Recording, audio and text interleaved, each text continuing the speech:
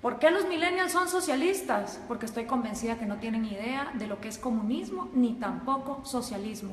Cuando un millennial nos dice que quiere socialismo, nunca nos dice realmente qué es lo que quiere, cómo ambiciona que ese gobierno va a funcionar. No tiene idea de cómo van a funcionar las medidas políticas y económicas. Por eso se me ocurrió hacer socialismo para millennials. Bienvenidos. Vamos a arrancar desde la era industrial, cuando en el siglo XIX empiezan un montón de pensadores a pensar cosas que se denominaron como la filosofía socialista. Entre ellos estaba Giuseppe Mazzini. No digas tú, di nosotros. Esta visión de que renunciar al yo era lo mejor que le podía pasar a la sociedad. También Pierre-Joseph Proudhon, que dijo, la propiedad es robo. Estos dos contemporáneos inspiraron a Carlos Marx y a Federico Engels. Carlos Marx y Federico Engels se conocieron en 1843, 5 años antes de que escribieran el Manifiesto Comunista. Carlos Marx, hijo de padres judíos que dejaron la religión judía y se convirtieron al protestantismo, fue expulsado de Alemania, de Francia, de Bélgica, hasta que finalmente se va a Inglaterra, y en Manchester, junto con Federico Engels, un burgués, un hijo de industriales, ellos dos pues hacen el Manifiesto Comunista y describen el capital. Cosas interesantes, Carlos Marx trabajó muy poco en su vida y a la edad que yo tengo, 31 años, se retiró para ser un mantenido de Federico Engels por el resto de sus días. Vivió en Soho, Inglaterra, todo ese tiempo, y después de los 31 años nunca más volvió a trabajar. Estos dos personajes creyeron que habían descubierto el agua azucarada y que la época que estaban viviendo era una época única en la humanidad. Dicho en las palabras del mismo Carlos Marx, de este libro, The Politics Book, comunismo es el enredo de la historia resuelto.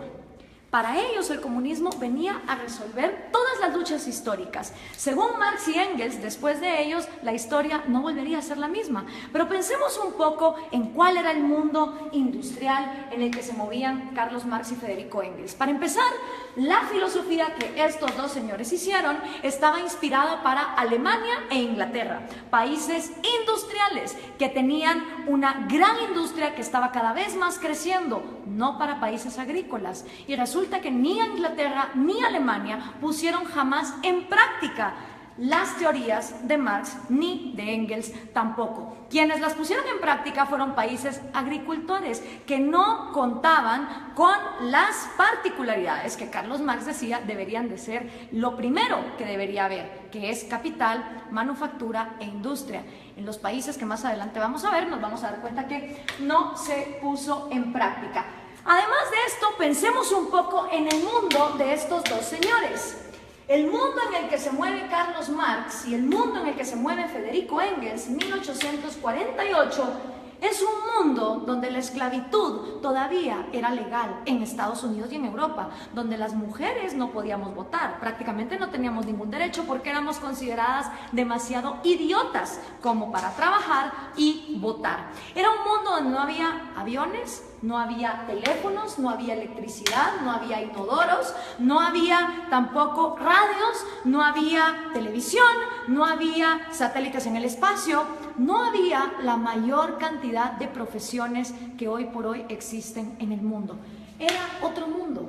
Era una época donde estos dos hombres tuvieron la arrogancia de decir, de aquí para adelante la historia ya nunca va a cambiar. Ellos no tomaron en cuenta los avances tecnológicos, pensaron que la industria y esa época de los miserables iba a quedarse ahí para siempre. ¿Y en qué se basa esta crítica que estamos haciendo de el comunismo? Pues se basa en la crítica al proyecto de Gotha, escrito por Carlos Marx, El Capital, también escrito por Carlos Marx en 3 tomos, que por cierto el segundo tomo se imprimió luego de que Marx haya muerto, él ni siquiera lo vio publicado, y por supuesto el Manifiesto Comunista. Vamos a ver entonces, el Manifiesto Comunista se basa en 2 fases. Esta es la primera fase que tiene 10 puntos. Ustedes vayan viendo si estos 10 puntos son lo que los millennials defienden cuando dicen que son socialistas. Vamos a ver, millennials, vamos a ponerlos a prueba. El primer punto de la fase 1 del Manifiesto Comunista es la abolición de la propiedad privada. Expropiaciones que son todavía cosa de todos los días en América Latina, no son ajenas a ninguno de ustedes. El segundo puesto es impuestos fuertemente progresivos. Esta idea de que los más productivos de la sociedad sostengan más al Estado, porque del Estado vivimos todos. Entonces, mientras más paguen los más ricos, se supone que el Estado va a ser más justo y más fuerte, y para nada tiene que ver que eso desincentive a la gente a ser mejor. El tercero es abolición del derecho a herencias. Interesante, porque Rafael Correa quiso hacer también una ley de herencias bastante draconiana, donde se quería quedar con un montón de las herencias. El cuarto es confiscar la propiedad a emigrantes. Interesante que lo primero que hacen los regímenes socialistas y comunistas es no dejar que venga inversión extranjera, porque supuestamente en el himno socialista todos los obreros se van a agarrar de las manos, pero para lo que se trata de comercio todos somos enemigos. El quinto es centralización del crédito, que solo podías endeudarte con el Estado. La sexta es centralización de los medios de comunicación y transporte. ¿Les suena familiar? Prácticamente en toda América Latina, los regímenes del socialismo del siglo XXI han acaparado los medios. Expansión de empresas estatales. El Estado lo puede hacer todo mejor, porque el Estado es más inteligente que todos los individuos en sociedad. Distribución igualitaria del trabajo, que trabajen igual los más capaces que los menos capaces, los más talentosos que los menos talentosos. Combinar agricultura con industrias manufactureras. Y por último, educación gratis, y esto va a escandalizar un montón a los progres. Carlos Marx estaba a favor del trabajo infantil. Sí, señoras y señores, para Carlos Marx la educación debía ser gratis. Mentira, nada es gratis, todo lo paga alguien, pero como el Estado lo iba a expropiar todo, la educación entonces sería gratuita para que fuera combinada con producción industrial, es decir, que los niños desde que están estudiando trabajaran. Así que memorícense bien esta fase 1, porque esta fase 1 es la que han implementado todos los países que han tratado de llevar a cabo la agenda marxista. ¿Les suenan familiares estos 10 pasos? Siguen vivos, a pesar de que el mundo de Carlos Marx era un mundo en 1848, estos 10 pasos se siguen dando en América Latina. Esta fase 1 para Carlos Marx es la fase socialista. Cuando se completen estos 10 pasos es cuando entonces uno está viviendo en socialismo, pero aún no se ha llegado al comunismo. Por eso le pregunto a los millennials, cuando ustedes se dicen socialistas, ¿se refieren a estos 10 pasos, millennials? ¿O a cuántos? ¿A 6? ¿A 4? ¿A 2? ¿A cuántos de estos pasos es a los que ustedes se refieren cuando se llaman socialistas? Porque esto es la primera fase basada en el socialismo. Vamos a ver entonces, cuando ya se completa esta primera fase, ¿qué pasa en la segunda fase? Entonces viene ya la fase 2, donde viene la nueva sociedad y el nuevo hombre. Según Carlos Marx, cuando estos 10 pasos se completan, automáticamente va a surgir un nuevo hombre, un hombre iluminado, un hombre que ya no va a pensar en sí mismo, que todo se lo va a deber a su sociedad. En este nuevo mundo, que es la fase 2, la que Marx llama comunismo, ¿sí? Esta ya es la fase del comunismo. Con el nuevo hombre ya no existen dos cosas. No existe el Estado, es decir, se abolió el gobierno, ni tampoco existe el dinero, ni tampoco existe la propiedad privada. Estas tres cosas son las que dejan de existir en la fase 2, que es la fase del comunismo, con un nuevo hombre, un hombre iluminado, un hombre que ya no piensa en sí mismo. Marx nunca dijo cómo en el cerebrito de este hombre iban a dejar de existir sueños propios, necesidades propias, anhelos, talentos. Él nunca lo explicó. Para él, de manera mágica, después de que la fase 1 fuera completada, se pasaba automáticamente a la fase 2, donde este hombre nuevo iba a trabajar a la par de hombres más mediocres y menos talentosos, pero siempre recibiendo lo mismo. ¿Y cómo iba a funcionar la distribución de productos. Bueno, pues iba a haber un gran almacén y en este almacén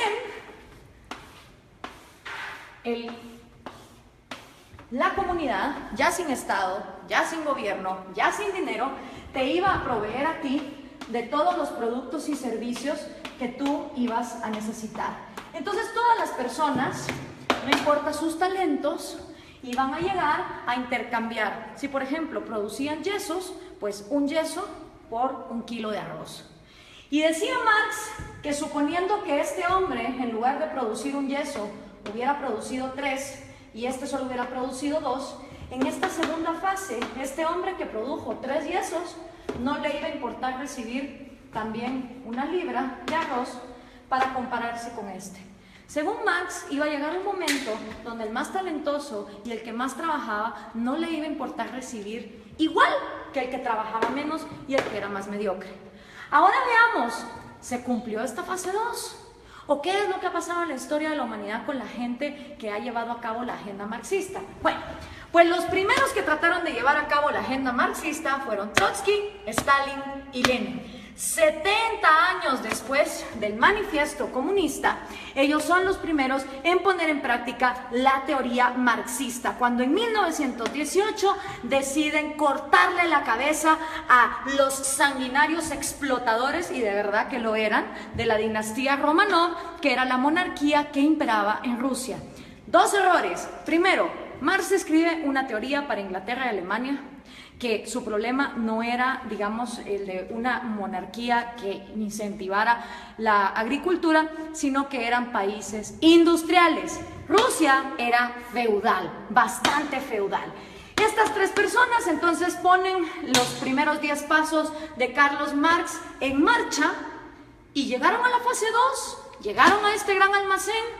Realmente no. Ni se abolió la propiedad privada, ni se abolió el dinero, y el Estado, en lugar de aniquilarse, se fue volviendo más y más grande hasta volverse totalitario. ¿Y entonces qué pasó? En toda Unión Soviética se desplegaron los gulags. Cada uno de esos puntitos rojos que ustedes ven ahí son los gulags, los campos forzados de trabajo. Claro, desgraciadamente en esa época no había Twitter, no había Facebook, no había Instagram, entonces era muy difícil tener récords de las atrocidades y las violaciones a los derechos humanos que se daban en estos campos de concentración en condiciones de temperatura bastante salvajes y teniendo a la gente hasta lo último en el punto de inanición. Y para darles un ejemplo concreto, aquí hay una foto del Gulag de Ucrania, que era una parte fundamental para el sustento económico del Imperio Soviético, ya que producía 80% del carbón, 85% del hierro y el 70% de los metales. ¿No les suena familiar Venezuela? A ustedes que con el petróleo los tienen similar así. Después de la Unión Soviética, y que ojo, nunca se llegó a la fase 2 de comunismo, podemos decir entonces que lo único que hubo en Rusia fue socialismo, porque nunca se llegó a la fase 2. El siguiente sanguinario que quiso poner a prueba el comunismo fue Mao Zedong en China. En 1948 entra el Ejército Rojo y Mao hace su propio experimento con 2 atrocidades que aniquilaron a más de 60 millones de personas, que fueron el gran salto adelante y la revolución cultural, que básicamente era una manera de implementar los 10 pasos del manifiesto comunista y que llevaron al peor genocidio que la humanidad jamás ha visto. Y por supuesto, esta idea se trae a casa, y los primeros en traer la casa en su propia versión de Trotsky, Stalin y Lenin son el Che Guevara, Fidel Castro y Camilo Cienfuegos. Cosa interesante, Camilo Cienfuegos y Trotsky, siendo los intelectuales más moderados de este movimiento, fueron asesinados, este por Stalin y Camilo por Fidel Castro. Hasta en eso se parecen estos modelos, donde tenemos sanguinarios que traicionan a sus propios amigos cuando no se vuelven tan pues crueles y dictadores como ellos. Ahora veamos la línea. Entra Fidel Castro a Cuba y obviamente Fidel Castro sigue influyendo en la región. Aquí lo tenemos con Evo Morales y con Hugo Chávez, que traen el refrito, el socialismo del siglo XXI. La misma idea, los mismos 10 pasos, la misma utopía, llegar al gran almacén donde hasta el talentoso iba a renunciar por el mediocre. Y esto se sigue pasando. Aquí está Hugo Chávez con Kirchner, Néstor Kirchner y con Lula da Silva. Y por supuesto sus nuevos reciclados, Dilma Rousseff, que acaba de ser destituida, Mujica, Cristina Kirchner con Hugo Chávez. Si podemos ver, la línea es directa, las ideas son las mismas, es la misma receta y el resultado es el mismo. Entonces, ¿por qué los millennials insisten en ser socialistas? No me cabe la menor duda que es porque no conocen su historia, no tienen idea de lo que significa el socialismo, ni tampoco tienen idea de que el comunismo llega hasta una fase 2 que nunca antes se ha dado. Veamos algunos resultados por acá. Tenemos la cantidad de muertos que el comunismo ha producido. En la Unión Soviética 20 millones, en China 65 millones, en Vietnam 1 millón. En Corea del Norte se calcula, porque obviamente no se sabe, 2 millones, en Camboya otros 2, en Europa del Este 1 millón, en Latinoamérica 150.000, en África 1.7, en Afganistán 1.5, para llegar a 94.3 millones, según los datos estadísticos de los mismos gobiernos. ¿Y quiénes han intentado el proyecto comunista? Nada más y nada menos que la mitad del territorio del mundo. Entre los países que han intentado el proyecto comunista están la Unión Soviética, Ucrania, Bielorrusia, Azerbaiyán, Georgia, Turkmenistán, Uzbekistán, Armenia, Kazajistán, Kirguistán, Letonia, Lituania, Moldovia, Estonia, China, Vietnam, Laos, Alemania Oriental, obviamente.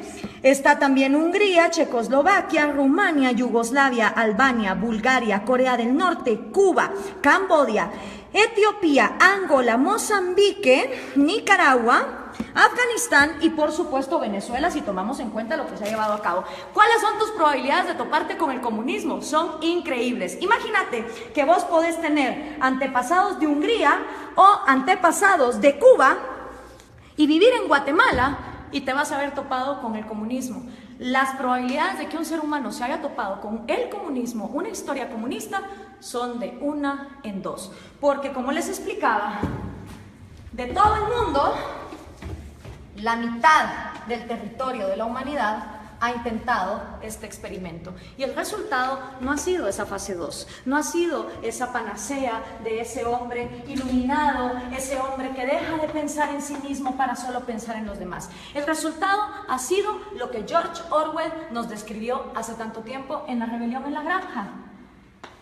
Los humanos en el poder se vuelven los cerdos y para los cerdos hay todo, mientras que para el resto de animales no hay nada. En lugar de llegar a la fase 2, se llega a un lugar donde la burguesía son los nuevos, ya sean los Stalin, ya sean los Mao, ya sean los Castro, ya sean los Morales o los Chávez. Solo ellos se vuelven la burguesía, solo ellos se vuelven la élite, a costa de que todos los demás estén bien jodidos. Pero, ¿dónde se ha vivido comunismo? ¿Dónde ha habido igualdad? Pues miren, un lugar en el planeta donde hubo igualdad de miseria fue en los campos de concentración de Alemania. Porque ahí, como ustedes se pueden dar cuenta, todos eran iguales de miserables. Obviamente ahí no había propiedad privada, no había dinero, era la panacea.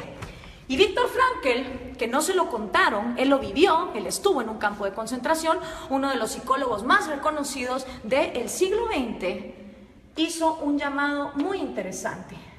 Everything can be taken from a man. Cualquier cosa puede ser tomada de un hombre, excepto por una. La última de las libertades del hombre. Exigir la actitud que uno va a tener en cualquier set de circunstancias para escoger uno su propio destino. Quiero hacer énfasis en esta frase porque lo que está aquí diciendo Viktor Frankl es que la mayor libertad del hombre reside que aunque esté en estas condiciones, uno va a decidir con qué actitud va a enfrentarse a la vida. Pero ¿qué podía saber Carlos Marx de estas cosas? Regresemos a 1848, ni siquiera Freud, con su psicoanálisis, que ya está bastante desprestigiado, había empezado sus estudios. Tampoco Darwin. Se creía que la histeria de las mujeres se podía quitar con electroshock. La psicología estaba en pañales. ¿Qué sabía Carlos Marx del cerebro humano? ¿Qué podía saber Carlos Marx acerca de un hombre nuevo que tuviera en su cerebro la capacidad de dejar de pensar en sí mismo? Hablemos entonces de sus predicciones, que fueron completamente nefastas. La primera predicción de Marx: va a haber más países comunistas que no comunistas. No se cumplió. Hoy hay más países excomunistas que actualmente comunistas. La segunda predicción de Marx: la máquina va a acabar con el proletario y el proletario va a vivir en la miseria. Tampoco se cumplió.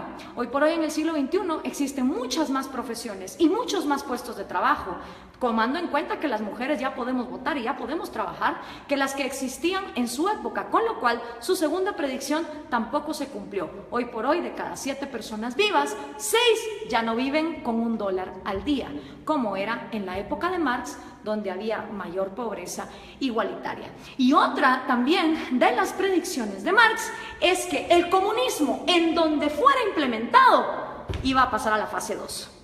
Y esa tampoco se cumplió. Ninguno de los experimentos comunistas han llegado jamás a la fase 2. Nunca abolen ni la propiedad privada para los gobernantes, obviamente para todos los demás sí. Nunca se abole tampoco el dinero, ni mucho menos la propiedad privada. Pero aparte de Viktor Frankl, que escribió ese excelente libro de El hombre en busca del sentido, hoy por hoy tenemos excelentes referentes de la psicología evolutiva y la neurociencia que nos pueden explicar cómo de hecho nuestro cerebro no está diseñado para el comunismo. Uno de ellos es David Boss. Él es PhD, profesor de Harvard, de la Universidad de Michigan, de la Universidad de Texas, y ha escrito 7 libros de psicología evolutiva, incluyendo este. No son personas que te lo digan por fe, como te lo dijo Marx, y que solo lo dejó escrito, cómo iba a ser ese cambio en la psicología humana. Son personas que han estudiado la evolución, la genética de la vida, y que entienden cómo funciona el cerebro humano. Y una de las frases de David Boss es: no existe un agente autónomo con intereses llamado sociedad. Esto es una imposibilidad lógica. Sociedad como tal no piensa, no come, no llora, no tiene intereses. La sociedad no es más que el cúmulo de cada individuo. Y somos los individuos y nuestros derechos fundamentales los que realmente existimos en la realidad. Una sociedad de individuos pensantes, libres, funcionales, es una sociedad que avanza. Una sociedad donde todos los individuos se igualan hasta la miseria sin libertad, es una sociedad que no avanza hacia ningún lado. La sociedad como ente no se mueve. Los que se mueven son individuos. Y si algo le interesa a una sociedad que funciona como una célula, es que cada una de sus partes tenga vida, tenga propiedad privada y tenga libertad como sus 3 derechos fundamentales.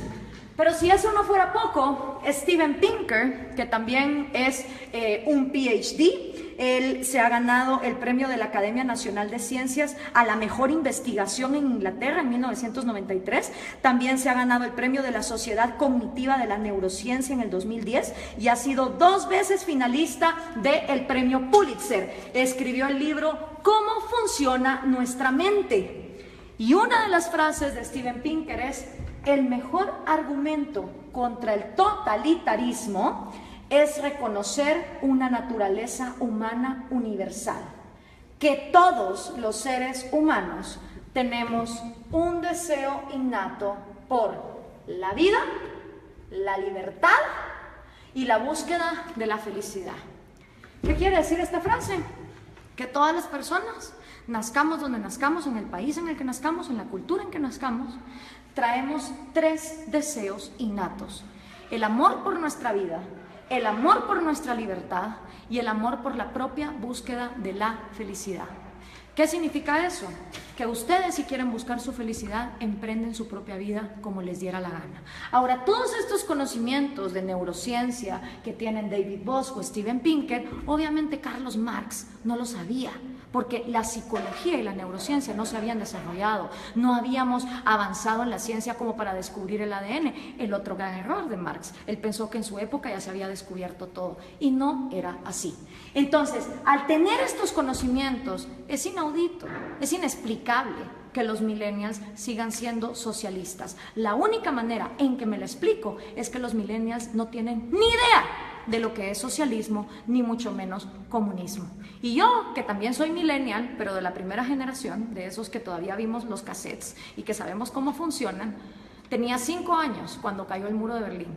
Y me acuerdo como que fuera ayer de ver a esas personas celebrando y preguntarle a mi papá, ¿qué se está celebrando ahí?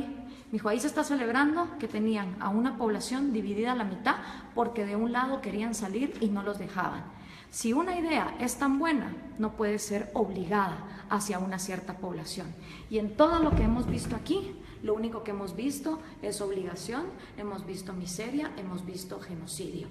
En la libertad no hay garantías. Yo no estoy aquí vendiendo una utopía ni una panacea. En la libertad hay riesgos y puedes perder como puedes ganar. En la libertad también existe la libertad de no participar en el mercado. En un país que vive en libertad, si hay un grupo de personas que quieren vivir como hippies e irse a una montaña y no ser parte del mercado y no tener propiedad privada, son libres de hacerlo. En un país comunista, si uno intenta meter una zona franca de libre comercio en alguno de sus puntos, va a parar a la cárcel o va a parar desaparecido. Esa es la diferencia entre vivir en un lugar donde se garantice la libertad y donde no se garantice. Esta utopía basada en el hecho de que el ser humano debe renunciar a su autoestima y a su amor propio para contribuir a su sociedad, es completamente errada por lo que la historia nos ha comprobado. Y lo único que logra son élites de cerdos, tal cual los describió George Orwell, que se quedan con todo a costillas de un pueblo que pierde lo más importante que todo ser humano tiene, que es su libertad. Espero esto les sirva a los millennials para entender qué es el socialismo y qué es el comunismo. Gracias por compartir.